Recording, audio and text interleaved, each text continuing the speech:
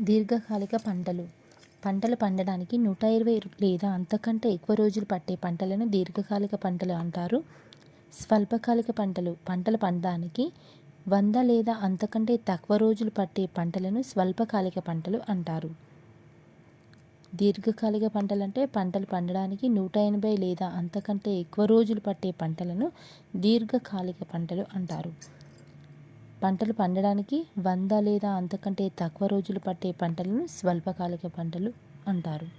వర్షాకాలంలో పండే పంటలను ఖరీఫ్ పంటలు అంటారు. ఇవి జూన్ నుంచి అక్టోబర్ వరకు ఉంటుంది. వర్షాకాలంలో పండే పంటలను ఖరీఫ్ పంటలు అంటారు. జూన్ నుంచి అక్టోబర్ వరకు ఉంటుంది. శీతాకాలంలో పండే పంటలను రబీ పంటలు అంటారు. శీతాకాలంలో పండే పంటలు రబీ పంటలు అంటారు. ఇవి అక్టోబర్ నుంచి జనవరి లేదా ఏప్రిల్ వరకు ఉంటాయి.